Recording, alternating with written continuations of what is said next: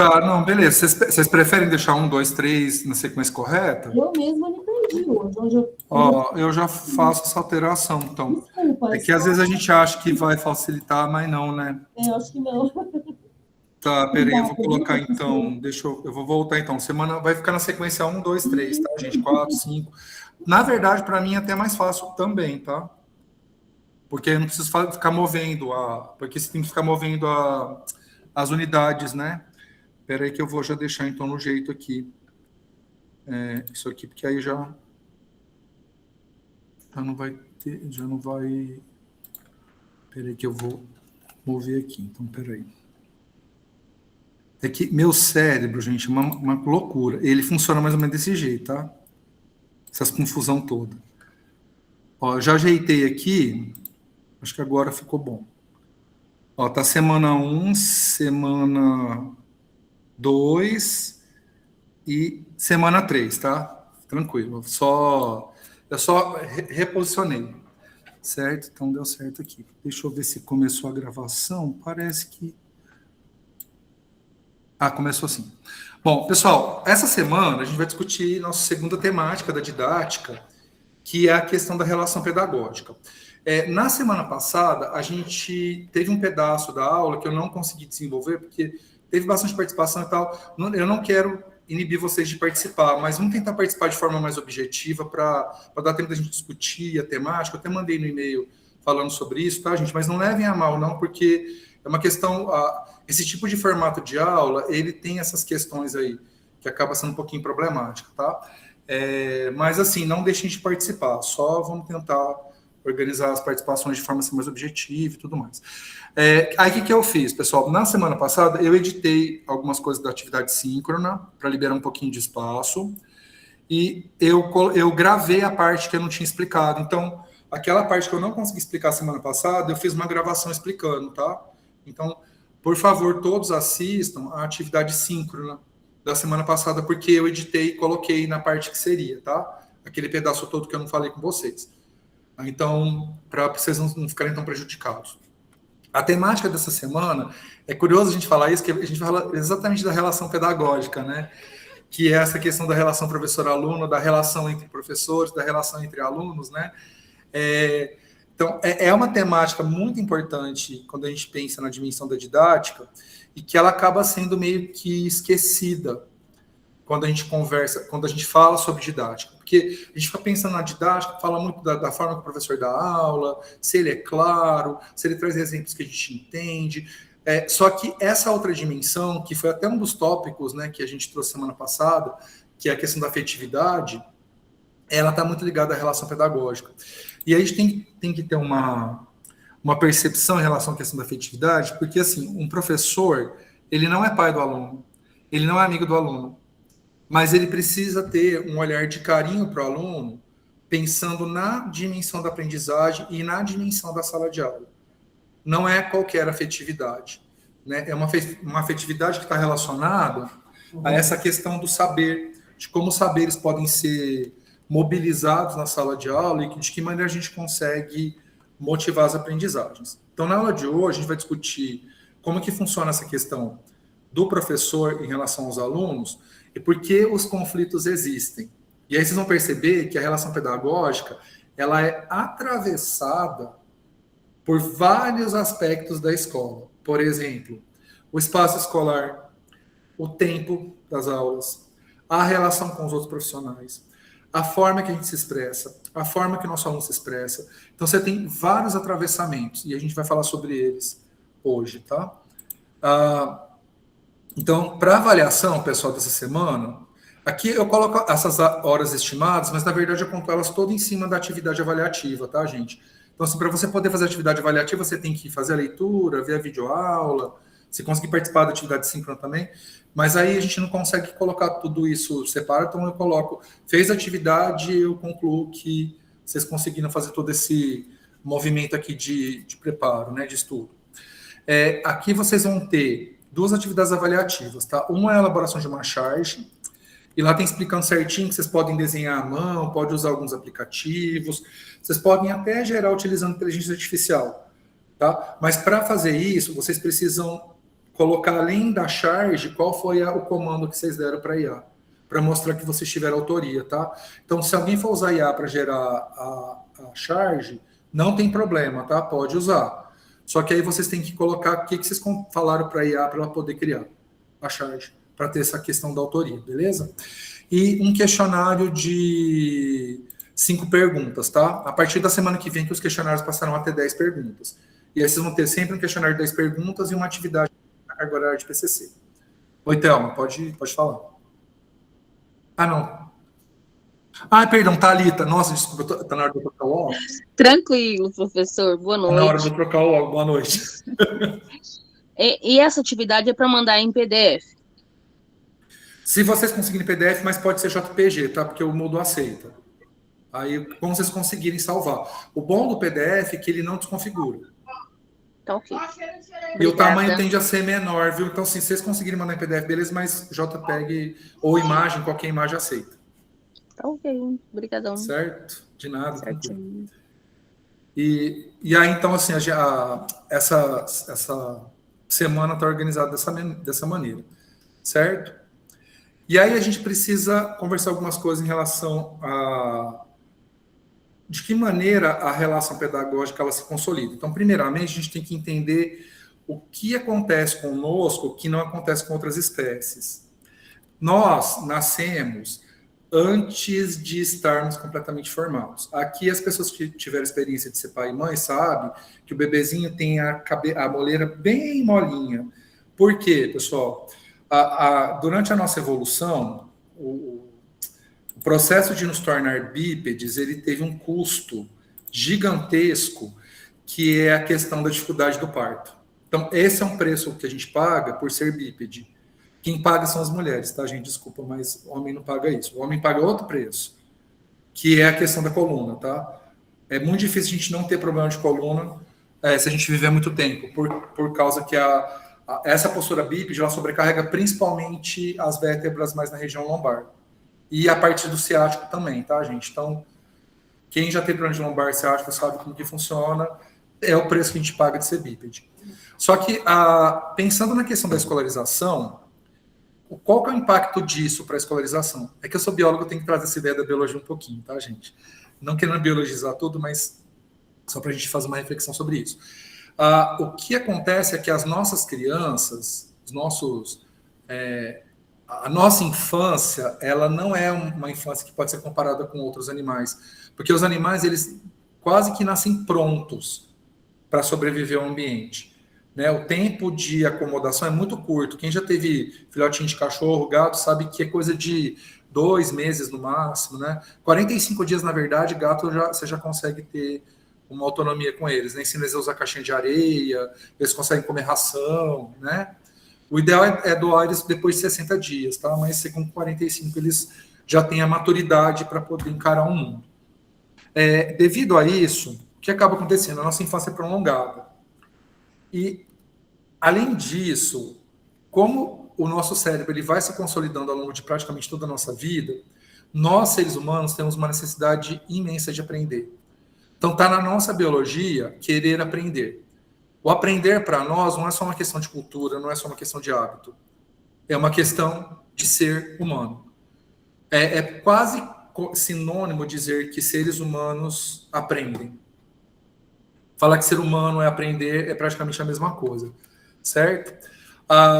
E aí, em virtude justamente desse aspecto, as sociedades modernas criaram toda uma estrutura de aprendizagem que a gente chama de escola, né? Então, o processo de ensino-aprendizagem, a criação de professores, a questão da posição de aluno, e isso foi criado em virtude, primeiro, dessa questão nossa do querer aprender, mas em segundo plano, porque existe uma tendência do controle que as instituições tendem a ter sobre os nossos corpos, né? Eu não sei se tem alguma disciplina que vocês viram Foucault. Foucault é legal para entender como que funciona essa questão do controle dos corpos, tá? A Judith Butler também, ela é uma pensadora que trabalha essa questão, mas a escola é um desses espaços, né? Vocês viram psicologia? Ai, que bom, ótimo. Que a escola é um desses espaços. A própria estrutura da escola, ela tende a domesticar nossos corpos, né? E aí, obviamente, que nesse processo de controle tem uma relação sendo estabelecida, que é a relação pedagógica. Aí, quando a gente pensa na relação pedagógica, a gente tem como sujeitos o professor e o aluno. Só que essa relação, ela é mediada pelo conhecimento. Então, uma relação entre professor e aluno é uma relação sobre conhecimento. Só que o que é conhecimento não é só a matéria que a gente ensina. Entende a questão? Esse que é a grande questão quando a gente pensa nessa relação professor-aluno. Nós, professores, a gente cria uma expectativa muito grande em relação àquilo que o aluno aprende. Só que em relação àquilo que o aluno aprende da nossa disciplina. Então, por exemplo, se eu dou aula de ciências, eu me preocupo muito como ele aprende ciências. Só que quando a gente está em sala de aula, ciências, mesmo sendo professor de ciências, a gente ensina, por exemplo, como ele se comporta diante dos colegas, a gente ensina, por exemplo, como ele pode escrever no caderno, como que ele organiza. Então, não é só o conteúdo de ciência, a gente ensina outras coisas, né? Hoje, com os menininhos lá terceiros, é legal que quanto menor, os alunos estão menos controlados, né? A escola ela vai controlando os alunos à medida que eles progridem, né, no sistema. Tanto é que quem já teve a oportunidade de dar aula para ensino fundamental e médio, para a mesma turma, parece que a turma muda completamente quando chega no ensino médio. Porque a escola vai controlando, e eles perdem totalmente a espontaneidade quando eles chegam no ensino médio. Então, se eu tive a oportunidade de dar aula para aluno no sexto ano e no terceiro colegial, para a mesma turma, para mim foi assustadora a diferença. Né? Aqueles alunos que eles eram curiosos, participativos, eles ficaram totalmente reclusos, assim, em aula. Por quê? Porque eles foram sendo podados, provavelmente a participação deles foi sendo podada ao longo da história de escolarização, né? Porque às vezes o professor ele está tão preocupado em ensinar só aquele conteúdo de ensino dele, que ele esquece que a gente ensina outras coisas, né? Obviamente que o professor ele não tem que assumir o lugar da família, tá, gente? Isso é uma coisa que a gente precisa ter uma certa clareza. Só que naquele ambiente social existem certas regras e certas atitudes, procedimentos que a gente aprende no espaço escolar, a gente não aprende em casa, porque na nossa casa é pai, mãe e irmão, aí é uma outra estrutura social, e na escola você tem pessoas de diferentes origens, com diferentes perspectivas, diferentes formas de lidar com o todo, você precisa encontrar um equilíbrio entre isso. Então é diferente o ambiente social da escola e o ambiente social da casa da gente. Ou qualquer outro ambiente, né? Qualquer ambiente social, ele tem suas particularidades, né? E aí na escola, como a gente tem como foco o conhecimento, a gente viu também na semana passada, que a escola se preocupa com formalizações. A escola é uma instituição de formalização de ensino, né? É uma educação formal. Então, como tem essa preocupação, é uma outra perspectiva em relação ao conhecimento, né? Essa tríade aqui, que é professor, aluno e conhecimento, ela consegue existir a partir do diálogo que existe entre professor e aluno. Então, veja, a gente tem algumas dimensões dessa interação professor-aluno, pensando no conhecimento, e a questão do diálogo, né? Uma das dimensões é a cognoscitiva, que tem a ver com a questão dos saberes que a gente quer que o nosso aluno aprenda. A outra dimensão é a socioemocional, que tem a ver com a questão da afetividade, que eu espero que isso fique muito forte na prática docente de vocês depois de saírem do curso, que essa dimensão afetiva ela foi muito subjugada em épocas anteriores. E a ideia de afetividade na sala de aula ela não é recente, só que agora ela está se tornando uma preocupação na própria formação dos professores. Talvez pensando em professores que tenham mais humanidade do que gerações anteriores de professores, né? E aí, quando eu falo gerações de professores, não tem a ver com idade, tá, gente? Tem a ver de quem está na escola neste momento. Tá? Não é questão de idade, porque para o professor, a idade ela interfere de algumas maneiras, mas tem outros determinantes que acabam interferindo de forma mais evidente. Por exemplo, a questão de preconceito, a questão de formação, a questão da empatia. Então, tem outros aspectos que não tem a ver com a geração. A geração que eu falo, geração X, geração Z, que a gente viu naquela outra disciplina que vocês fizeram comigo. Tem a ver com a questão de quando esse professor efetivamente entrou em sala de aula. qual foi o processo de formação que ele teve, né? Então, isso acaba interferindo. E, por fim, a questão da comunicação é uma dimensão importante da interação. Então, você tem a questão do conhecimento, você tem a questão da afetividade e você tem a questão do diálogo interferindo na relação pedagógica. E aí, pessoal, quando a gente pensa professor e aluno, a gente acaba tendo, digamos assim, dois universos, né? E o que eu tenho percebido, e os colegas aqui que são professores, ou de alguma forma tem algum tipo de interação, né, com sala de aula, parece que à medida que a gente vai envelhecendo, a gente vai ficando mais distante, né? Eu lembro quando eu comecei a dar aula, que eu era muito próximo dos alunos, né? Mas assim, comigo acontecia, por exemplo, eu ia em escola, o pessoal perdia carteirinha para mim quando eu comecei a dar aula, porque eu comecei a dar aula muito novo, né? E aí, obviamente que hoje não é mais assim. Mas era interessante como eu me sentia um pouco mais próximo. Hoje, eu percebo que eu não tenho essa proximidade mais com os alunos. Inclusive, a ponto de você chegar e falar boa noite e a turma não responder. Que é uma questão, assim, que vem me incomodando, mas eu já sei que daqui a pouco a gente entra também... A gente vai no automático, tá, gente? Não sei por que está acontecendo, eu acho que tem uma dimensão de etarismo que está dominando a sala de aula, mas eu acho que também tem uma questão de ter uma... A impressão que eu tenho, que agora eu tenho a idade dos pais dos meus alunos no ensino superior. Então, assim, basicamente eu tenho a mesma idade que os pais. E a impressão que eu tenho é que eles me olham da mesma maneira que eles olham para os pais.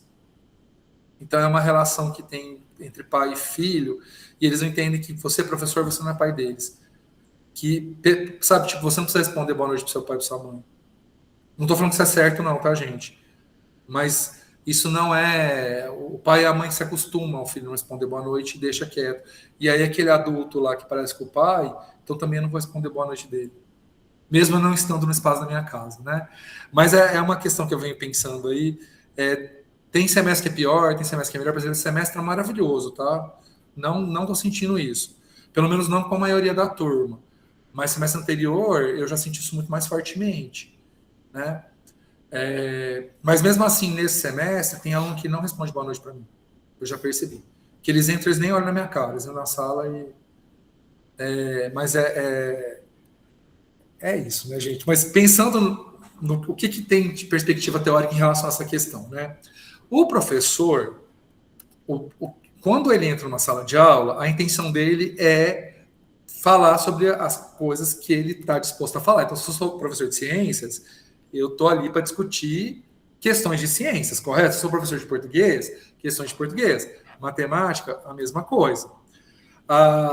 Nós, professores, respondemos fortemente às rotinas escolares. Por quê? Porque se a gente não responde, a gente sofre consequências muito sérias, inclusive de perder emprego. Você trabalha em iniciativa privada e você não segue a questão da grade de horário, da organização da sala, você é chamado na coordenação do nível que você está e você corre o risco de ser demitido. No ensino público, isso é um pouco menos, mas você pode ser divertido, né? Então, assim, a gente acaba sendo muito fiel às rotinas, né? Questão de horário, questão de espaço. E para a gente que é professor, e isso é uma coisa que os colegas que são professores aqui talvez tenham essa mesma percepção, para nós é muito claro que a nossa relação com aquele grupo de alunos ela é temporária.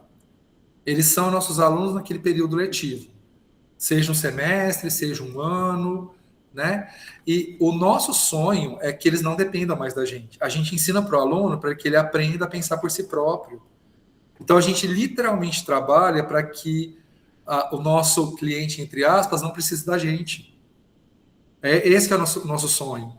Que o aluno não precise mais do professor, que ele consiga ter autonomia de aprendizagem, né? Então, por isso que, para nós, a perspectiva é de uma relação transitória. Agora, para o aluno, qual que é a percepção do aluno, né? Que a escola, ela é uma obrigação e ela é arbitrária, então, tipo, ele é obrigatório, e os alunos, eles muitas vezes não percebem que eles vão ficar um período X na escola. Na cabeça deles, eles acham que eles vão ficar a vida inteira. E não que eles vão ficar no período... Tudo bem que é um período longo da nossa vida, que a gente fica na escola, né? Mas é algo que é imposto, eles não querem estar ali. mas eles são obrigados a estar. Inclusive, eles são obrigados até por lei, né? Dependendo da faixa etária, você é obrigado a estar na escola. E não necessariamente uma coisa que eles queiram fazer. Pode ser que a percepção do aluno mude, mas quando o aluno entra na escola, ele percebe que ele não vai ter horário para ver a televisão na hora que ele quer, para ele ficar dormindo. Então, você vê que a escola impede ele de fazer essas coisas.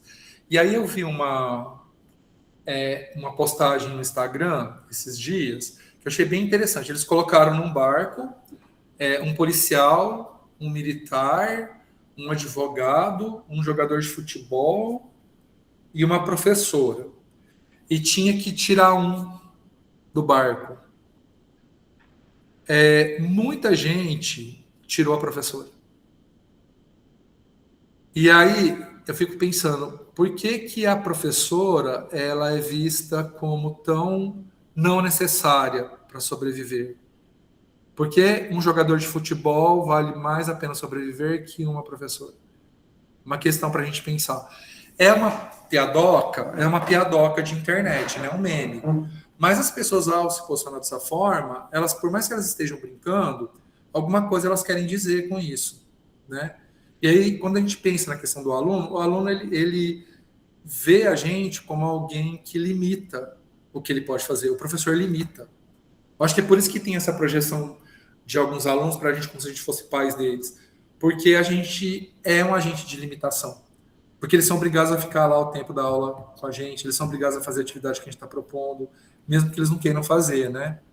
Outra coisa, vamos pensar, não no ensino superior, que o ensino superior é diferente, tá, pessoal? Mas na educação básica. A educação básica, a escola é uma estrutura que ela é dominada por adultos, né? E adultos que mandam na bagaça toda. E o aluno, ele não tem muita...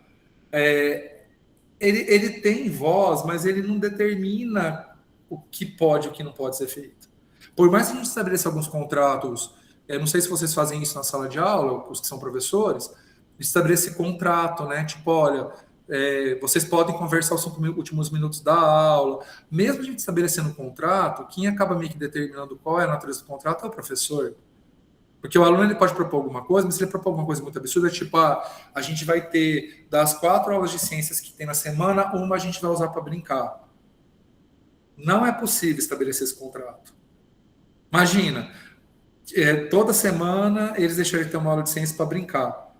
Se fosse uma brincadeira relacionada ao ensino de ciências, é até viável, mas será que a gente consegue ter fôlego de criar brincadeiras todas as semanas até o ano acabar?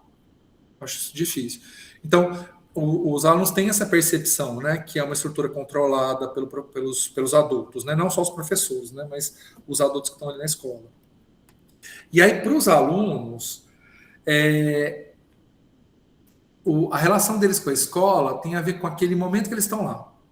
Então, eles focam no presente, que é o momento que eles estão com os colegas, que é o momento que eles paqueram, que é o momento que eles criam inimizade, que é o momento que eles fofocam, que é o momento que eles implicam, né? Aí hoje, foi ótima essa experiência que eu tive hoje à tarde para dar essa aula de hoje, que eu vou dar vários exemplos que aconteceram.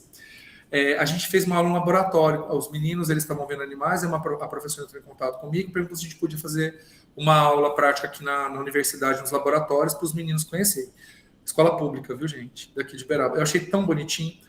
Aí eu falei, claro que pode e tal. Aí trouxe os meninos, né? E aí a gente fez uma aula no laboratório de zoologia daqui e uma aula no laboratório de microscopia. Então a gente dividiu a turma em 2 grupos e depois a gente mudou. Os grupos que foi para microscopia, a hora que entrou, eles entraram naquele fubá, né? Porque terceira série, né, gente? Eles entraram naquele fubá. E aí uma menina chegou e sentou numa cadeira, num banquinho, né, que estava na frente lá de mim. Aí chegou uma outra maior e ela sentou na mesma cadeira. E ela não queria sair da cadeira, sempre ela chegou depois. Aí eu olhei para as duas e falei assim, falei para a maiorzinha assim, mas você chegou depois. Ela chegou primeiro que você. Aí a pequenininha falou para mim assim. Aí eu falei para mim assim, mas vocês não são amigas? Aí as duas, não! Falaram para mim na hora. Aí a pequenininha falou assim, quando eu sou mais educada, porque tinha uma pequenininha, uma pequena maior e uma menor. Quando eu sou mais educada, eu sento no outro banco. Aí a outra menininha foi lá e sentou no outro banco. Eu comecei a dar gargalhada, gente. Foi porque assim, como faz muito tempo que eu não trabalho com Pessoas menores, assim, né, com criança, porque quando eu dei aula para sexto ano, não é muito diferente esse comportamento. Eu tinha esquecido que eles são muito sinceros, eles não têm muita... Eles se expressam, né? E eu achei tão bonitinho quando ela fez isso, mas eu achei engraçado que ela falou não. Aí eu fiquei pensando assim, gente, vou levar isso para aula na noite, para a aula da noite. Porque o aluno, a escola, não é só o lugar que ele faz amizade, é o lugar também que ele tem os inimigos. E os inimigos, eles ajudam a criar narrativa, né? E além de ajudar a criar narrativa, eles ajudam a criar os grupos de resistência. Então, ter inimigos é importante quando você está na escola. Porque você vai ficar no grupo que é contrário àquele outro grupo, né? Então, você precisa criar uma historinha para dar um pouco mais de emoção.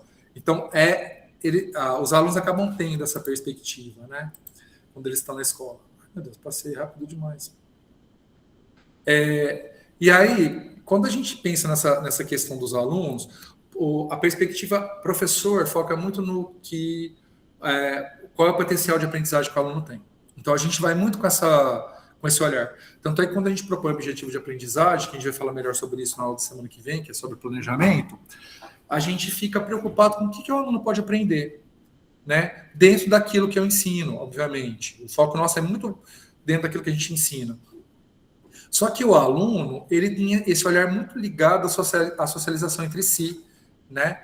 Então, a escola, para o aluno, ela é um campo de relações sociais, né? E vamos pensar na nossa época de escola, pessoal. A gente gostava muito de ir para a escola para ver o pessoal da sala de aula.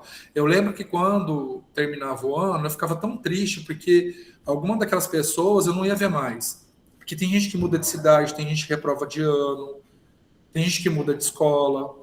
Então, não necessariamente eu vou voltar a ver essas pessoas no ano seguinte. E quando a gente finaliza, né, uma etapa, ou fundamental ou médio, parece que assim, como que a nossa vida vai existir sem ter aquelas pessoas todos os dias? Principalmente se você estudar com uma turma há muito tempo. Eu estudei com uma turma 5 anos seguidos. E aí eu mudei de cidade no último ano do ensino médio.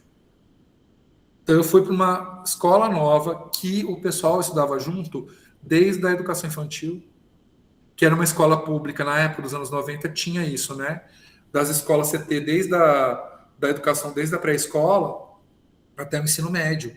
Então, o pessoal da minha turma, a maioria estudou junto, que era Rio Preto, escola de bairro, as pessoas moram naquele bairro, se elas não mudaram dali, elas ficaram no bairro o tempo inteiro e estudaram na mesma escola.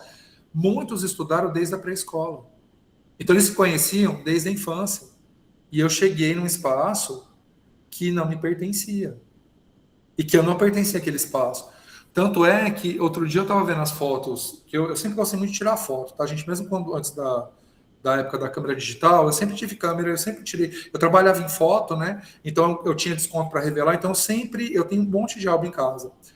Aí eu fui olhar, como eu tô chegando perto de 50 anos, eu tô com essa vibe de saudosismo, sabe? Visitar Brodowski, visitar Batatais, eu tô com essa pegada de ficar voltando no passado, né? Aí quando eu peguei meu álbum do ensino médio, eu confesso que eu tive vontade de jogar as fotos fora. Porque na hora que eu olho aquele Luiz Gustavo do ensino médio, nessa turma, eu não pertenço, não pertencia. E eu sabia que eu não pertencia, porque ali as relações sociais já tinham se estabelecido. E a turma que eu estudei durante 5 anos, eu acabei perdendo contato com eles, porque ao mudar de cidade, eu perdi o contato. Então, basicamente, eu tenho contato por Facebook, com algumas pessoas que estudaram comigo anteriormente, mas só para vocês terem uma ideia, eu tenho muito mais contato com essas pessoas que estudaram comigo até o segundo ano do ensino médio do que as pessoas que estudaram comigo no terceiro ano do ensino médio.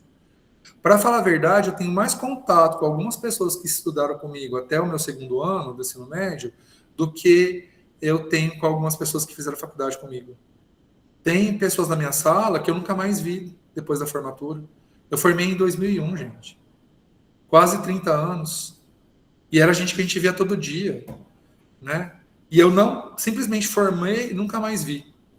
E morando na mesma cidade, inclusive, tá, gente? Aconteceu isso aí de morar na mesma cidade. Então, o que acaba acontecendo? Para os alunos, a dimensão afetiva é muito importante. Por quê? Porque a escola é o lugar que eles têm amizade e inimizade, eles têm afinidade e repulsa. Aí você tem as lideranças e a reação contra as lideranças. Ou também a questão dos objetos de desejo, né? Sentimental. E uma coisa importante que vocês já devem ter notado, né? E se vocês lembrarem da época de escolarização de vocês, talvez isso também venha na cabeça de vocês, é que basicamente a nossa personalidade ela está muito ligada a uma formação entre grupos que são parecidos com a gente. Na escola, a gente se agremia a pessoas muito parecidas com a gente. A gente não se junta a pessoas muito diferentes. Por mais que a gente tenha traços de personalidade que são distintos, a forma de lidar com as coisas é muito parecida. Então a gente acaba procurando pessoas que são iguais a gente de alguma maneira, né? E isso ajuda a consolidar algumas questões de personalidade. Tá? Então a gente está pensando isso bem no recorte do aluno. Por outro lado, a gente tem essa simetria da relação pedagógica, né, do professor com uma perspectiva, o alunado com outra perspectiva, e aí a gente começa a ter os atravessamentos que a escola impõe à relação pedagógica. O primeiro atravessamento é o espaço. Eu dou aula numa pós-graduação aqui, na pós-graduação de educação aqui da UFTM. E as aulas não acontecem nesse lugar que eu estou, porque aqui é o UFTM em Uberaba, você tem uma unidade que funciona fora da cidade, né, que é onde eu trabalho. Para biologia é ótimo, que tem uma mata, sabe, dentro da universidade aqui. É melhor, parece cobra, parece escorpião, parece sapo, parece besouro aqui, porque é um lugar que era zona rural antigamente, né? A cidade expandiu para cá, mas era zona rural. E tem uma outra unidade que funciona no centro de Uberaba. E essa unidade que funciona no centro de Uberaba, ela está muito ligada aos cursos da área da saúde. E aí eu dou aula nessa unidade às quintas-feiras de manhã. Todos os dias as carteiras estão higienicamente alinhadas nesse formato aqui primeiro, ó, que é um formato que o aluno ele tem dificuldade de fazer interação entre si e o professor é o foco total. Então vejam, é uma forma de organização de sala de aula que ela reduz a interação entre os alunos. Agora imagina o seguinte, para um aluno de educação básica, a interação é o objetivo dele estar na escola. Aí ele entra numa sala de aula que a interação ela não é prevista pela própria organização do espaço. Então vocês percebem que o próprio espaço da sala de aula é um espaço que inibe a vontade do aluno de estar ali. E aí existem formas alternativas de a gente organizar a sala que pode tanto propiciar essa expectativa que o professor tem de gerar aprendizagem, mas também possibilitar a interação entre os alunos. Por exemplo, quando a gente organiza a sala em círculos. Tem professor que odeia, que fala que é bagunça e tudo mais, mas é uma questão de hábito, pessoal. Imagina numa escola que nenhum professor organiza a carteira em círculos. Se um professor fizer isso, os alunos eles perdem totalmente eles não entendem que a mudança da sala ela também está relacionada a uma aprendizagem de um conteúdo X. Eles acham que é uma mudança radical de tudo. Né? Só que à medida que você vai fazendo isso, eles vão entendendo a dinâmica. E aí você consegue trabalhar dessa forma de maneira mais fácil. Né? A escola que eu trabalhei teve um período que as carteiras não eram organizadas desse jeito em fileira, elas eram organizadas em semicírculo. Justamente porque era uma ideia. Funcionou, tá, gente? Funcionou. Mas aí alguns professores começaram a reclamar. E aí o que aconteceu? Voltou a ter as fileirinhas bonitinhas, igual tem lá no centro educacional. Me assusta, né? Aqui já é mais, o negócio é mais, sabe, não é tão, eu acho que como não tem coisa da saúde aqui, não tem essa higienização do espaço, sabe? A impressão que me passa é que se a carteira não estiver na fileira, a sala não é uma sala adequada para aprendizagem. Me passa essa impressão. Outra questão é o tempo, né, gente? Vocês perceberam, eu mandei um e-mail falando para vocês a questão de organizar a fala, porque nós temos o tempo. O tempo, ele é um inimigo mortal da gente, que é professor. Porque às vezes você está lá num momento que está super legal e você precisa parar. Então, por exemplo, no nosso caso aqui, uma aula que funciona nesse formato à distância, ela é cansativa, né, gente? Não é por nada não, mas ela é cansativa. Para vocês e é para mim também. Porque, principalmente depois que vocês tiveram um dia inteiro de trabalho, e aí você está na tua casa, e aí você está ainda exercendo um trabalho em casa. Né? Sendo que a gente espera que a nossa casa seria um lugar para a gente relaxar, curtir a família, curtir os bichos, curtir o tempo, né? E aí vem o tempo e ele atravessa a gente. Na educação básica isso é pior, gente. Você está lá dando uma aula para sexto ano, e aí os meninos estão perguntando, você está super empolgado, aí vem toque sinal. E assim, gente, a gente não consegue recuperar esse momento depois. E se você não sair da sala rápido, o outro professor começa a reclamar de você, porque você não libera a sala e a aula dele vai começar mais tarde. E por outro lado, a turma para onde você está indo está quebrando a sala inteira porque você não está lá. E aí vem alguém te chamar a atenção por causa disso. Então vejam, o tempo e o espaço da sala de aula, eles são opressores da relação pedagógica. Certo? A outra questão importante também, né? Eu falei quando a gente tem uma aula de 50 minutos, a aula de 50 minutos não é que você vai conseguir chegar lá e dar 50 minutos de aula. Não é possível, tá? A gente sempre vai ter um período a hora que você chega, que você vai fazer chamada, que aí você vai, sabe? Tipo, agora é minha aula, então precisa colocar eles na vibe sua. E também na hora que você finaliza, é muito ruim você finalizar na hora que toca o sinal. Então é interessante você fazer um preparo para ir finalizando também. Isso acaba sendo espaço de negociação e resistência dos alunos, que, por exemplo, se você chega na sala de aula e já começa a dar aula e vai até o horário do sinal, o aluno começa a ficar resistente. Porque parece que você não se importa com eles, e aí eles têm uma resistência, e aí eles criam algum tipo de indisciplina ou questões do tipo. Então, vejam que quando a gente tem o tempo de 50 minutos de uma aula, a gente não consegue efetivamente utilizar os 50 minutos, de fato. Tá? A gente sempre acaba perdendo pelo menos 10 minutos. Mas não é bem perder. Na verdade, esses 5 minutos de começo e 5 minutos de fim, eles servem para você fazer a introdução e concluir aquela aula. Porque a aula, ela tem uma continuidade ao longo do semestre, mas aquele momento da aula, ele é um momento que ele precisa ter começo, meio e fim. Senão o aluno ele fica perdido. Né? Outra coisa também, né? Falando ainda da questão da relação professor-aluno. Obviamente que a relação é assimétrica. O diálogo, ele ajuda de alguma forma a reduzir essa assimetria, né? Mas a assimetria é necessária porque, como eu falei para vocês, os alunos vão para a escola pensando em socializar. Só que a escola é um espaço de educação formal. Na verdade, a escola existe, primeiramente, para a educação formal. E aí ela é um espaço de socialização.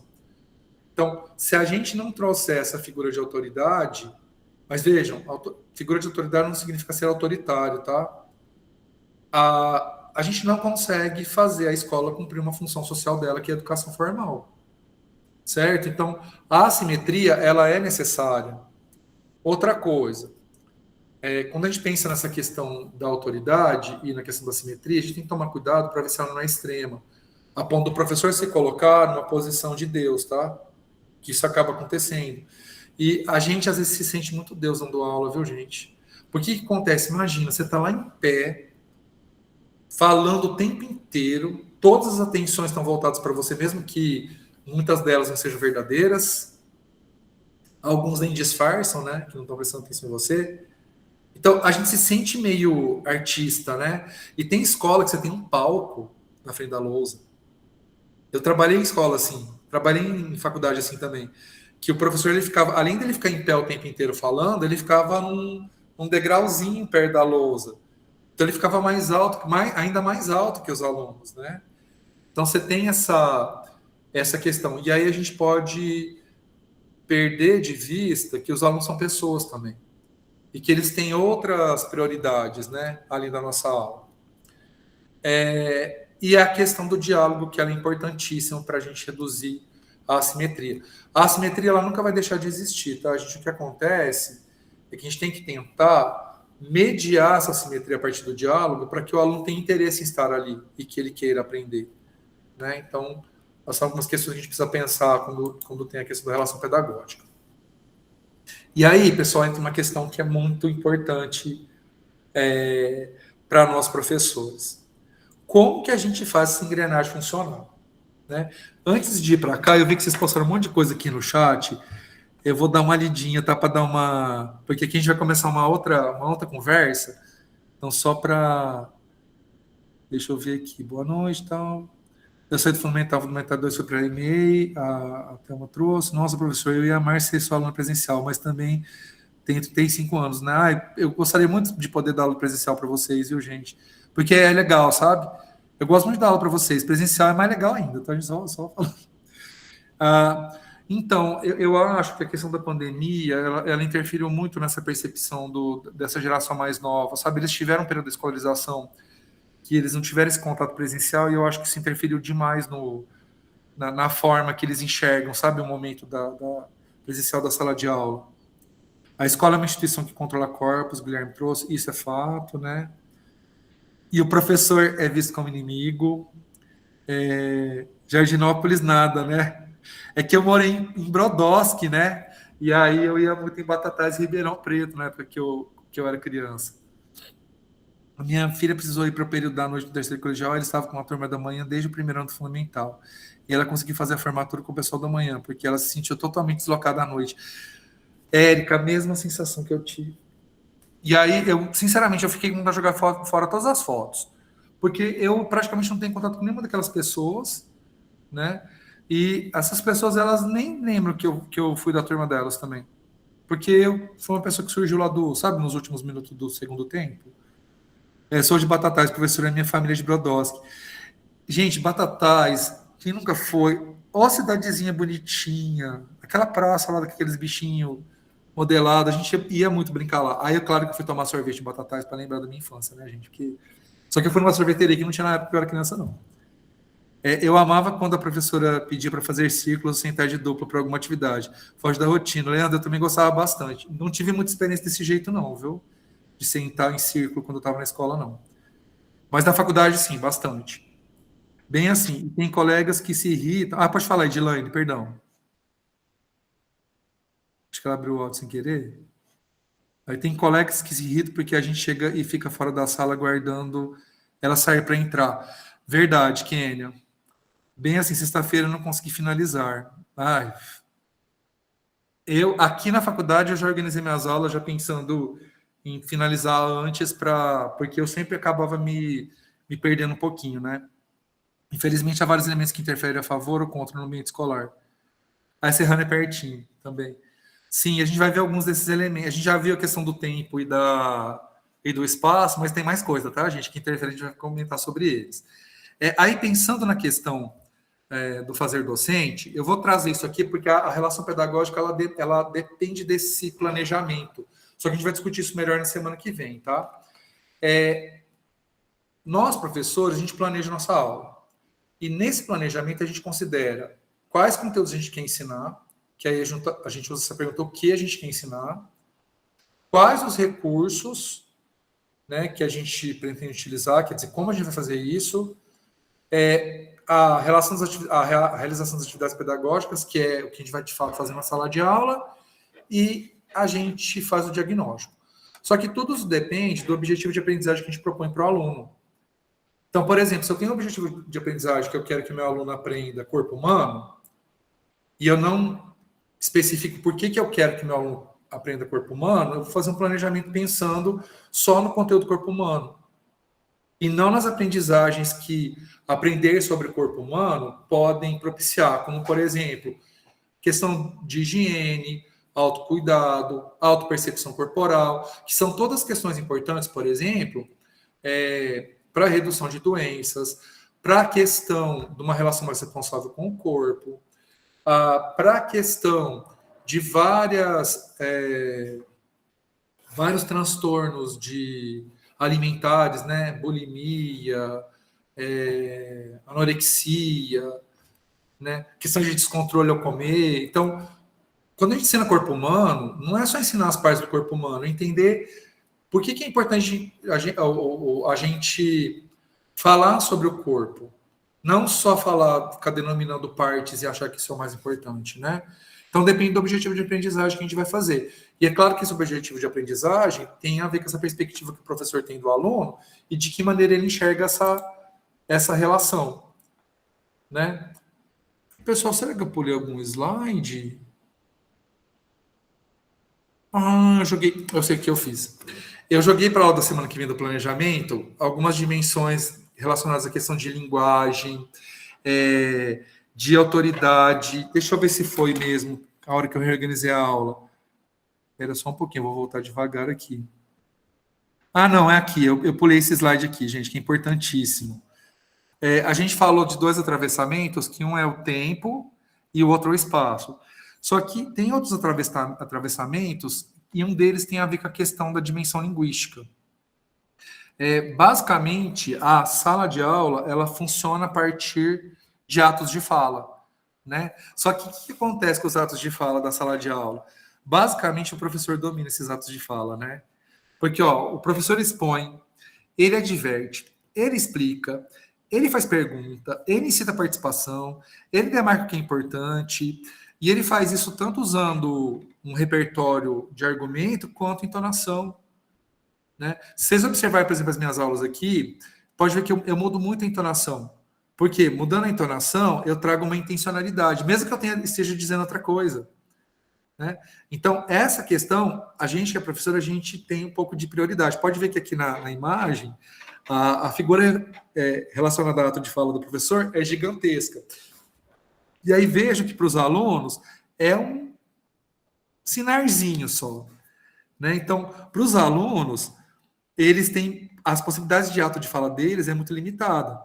E geralmente é um ato de fala regulado. Tá? Então, por exemplo, o professor permite que o aluno fale desde que ele participe da aula. Se ele quiser conversar alguma coisa com um colega, mesmo que para ele aquilo seja extremamente importante, o professor vai lá e recrimina. Fala, não pode, agora não é hora, agora é hora de aprender ciências. E, gente, vamos nos colocar no lugar desses meninos. Imagina a gente ficar lá 4 horas por dia, no mínimo, na sala de aula, durante 5 dias na semana. Você acha que você consegue ficar o tempo inteiro prestando atenção no professor? Tenha dó, né, gente? Tenha dó. Eu fico pensando, eu em reunião aqui na universidade, eu não aguento meia hora. Graças a Deus, tem um monte de gente que consegue fofocar durante essa reunião. Que a gente fica conversando, escrevendo bilhetinho. Não dá, gente, não dá. A gente não consegue ficar com esse grau de atenção.